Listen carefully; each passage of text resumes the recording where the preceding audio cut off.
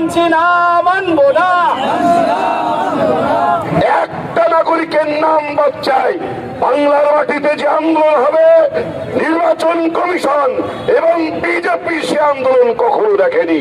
যদি মনে হয় নূতন করে এই বাংলা তথা ভারতের মাটিতে স্বাধীনতা আন্দোলন কায়েম করতে হয়, মুসলমানরা জীবনের ভয় করে না। পশ্চিমবঙ্গের যদি একজনও বৈধ নাগরিক এই এসআইআর প্রক্রিয়ার মাধ্যমে অবৈধ হয়ে যায়, বেনাগরিক হয়ে যায়, তাহলে গোটা বাংলা হেরে যাবে। এই চক্রান্তে পশ্চিমবঙ্গের সমস্ত বাঙালি হেরে যাবে। হিন্দু হারবে, মুসলিম হারবে, দলিত হারবে, মতুয়ারাও হেরে যাবে। আমরা আজকের এই অভিযান থেকে সমস্ত রাজনৈতিক দলকেও হুঁশিয়ারি দিতে চাই যে আপনারা নিজেদের ভোট ব্যাংক গণতেই ব্যস্ত আছেন, আপনারা মানুষের পাশে দাঁড়াচ্ছেন না। আজ আমরা দেখছি যে এক গভীর ষড়যন্ত্র তৈরি করা হয়েছে। এসআইআর এর তথাকথিত লজিক্যাল ডিসক্রিপেন্সির নামে বাংলার লক্ষ লক্ষ মানুষকে বেনাগরিক করার একটা চক্রান্ত চলছে। এই নির্বাচন কমিশন বিজেপির অঙ্গুলি হিলনে একটা প্রশাসনিক সন্ত্রাস তৈরি করেছে। বাংলার মানুষদেরকে বেনাগরিক করে এখানকার বিশেষভাবে মুসলিম সম্প্রদায়কে টার্গেট করা হয়েছে। দা ওয়ারের রিপোর্ট অনুযায়ী প্রত্যেক সংখ্যালঘু মুসলিম অধ্যুষিত এলাকাগুলোতে বেশি বেশি করে এই হিয়ারিং এর নোটিশ ধরানো হয়েছে। উদ্দেশ্য কি?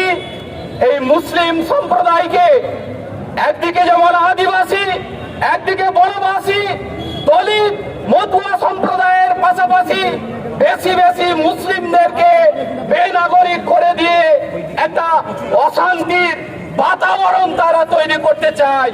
তারা গোটা বাংলায় ঘরে ঘরে অশান্তি তৈরি করে দিয়েছে।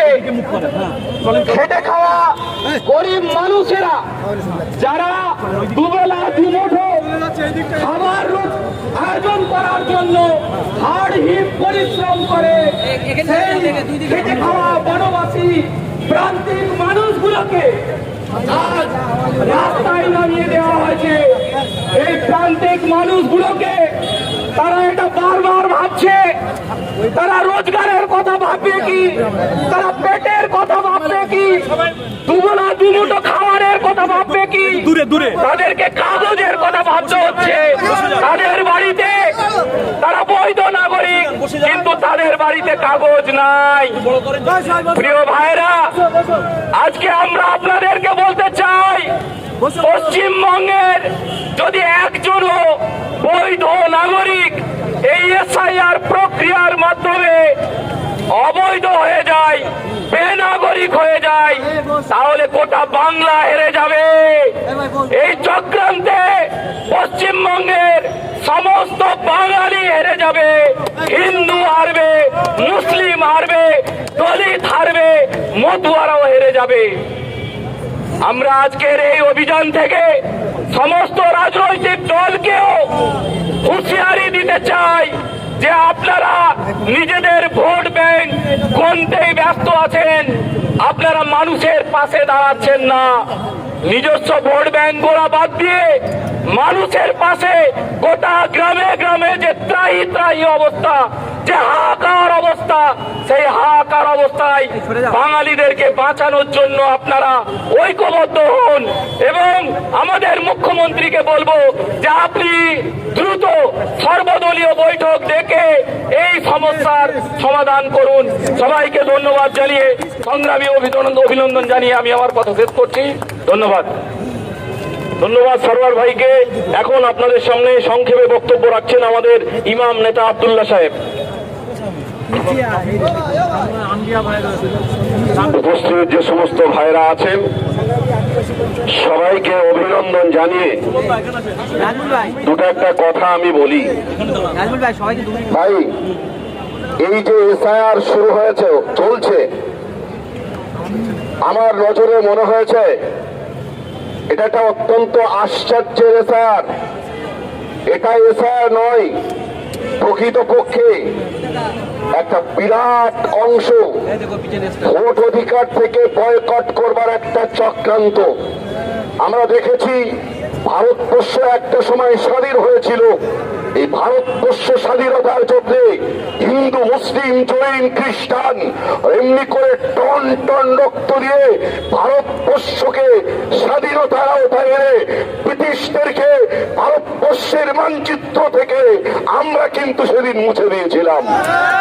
আমরা বলতে চাই, এই যদি এভাবে একটা এদেশের প্রকৃতপক্ষে ন্যায্য নাগরিক, একটা নাগরিকের নাম বাদ চায়, বাংলার মাটিতে যে আন্দোলন হবে, নির্বাচন কমিশন এবং বিজেপি সে আন্দোলন কখনো দেখেনি। যদি মনে হয় নূতন করে এই বাংলা তথা ভারতের মাটিতে স্বাধীনতা আন্দোলন কায়েম করতে হয়, মুসলমানরা জীবনের ভয় করে না। আমরা আবার রক্ত দিয়ে অভিশপ্ত বিজেপিকে, দালাল বিজেপির কমিশনকে বাংলার মাটি থেকে এমনি করে নিপাত দিতে চাই। আমি এমনি করে টিপু সুলতানের নামাজের সময় অন্যান্য যারা মুসলিম নেতৃত্ব, আরো নেতৃত্ব ছিল, আমি বলেছিলাম নতুন করে এটা একটা আন্দোলনের শুভ সূচনা। আমরা এই আন্দোলনের সূচনা দিয়ে শুরু করতে চাই। তবে আমরা দেখেছি কিছু কুত্তা, মুসলমানরা যখন আন্দোলনে নামে, এই কুত্তারা আন্দোলন বন্ধ করবার ষড়যন্ত্র করে।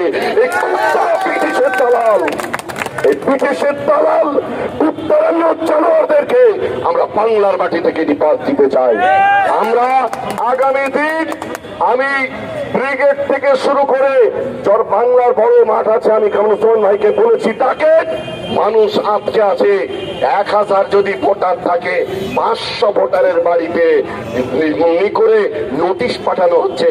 ইয়ার্কির একটা সীমা থাকা দরকার আছে, আগামর একটা সীমা থাকার দরকার আছে।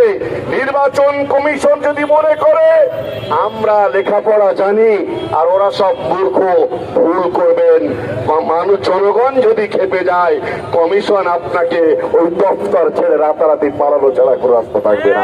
এতটুকু বলে আমি সবাইকে অভিনন্দন জানিয়ে আমার বক্তব্য শেষ করছি। আপনারা ভালো থাকুন, সুস্থ থাকুন। হয়রানি করা হচ্ছে কেন? নির্বাচন শিক্ষিত দরিদ্র নাগরিক করার ষড়যন্ত্র মানছি না,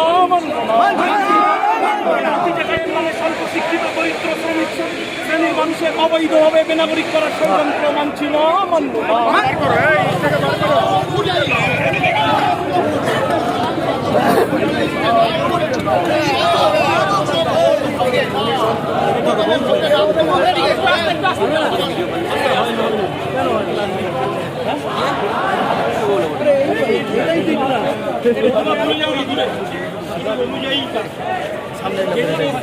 নির্বাচন কমিশন হয়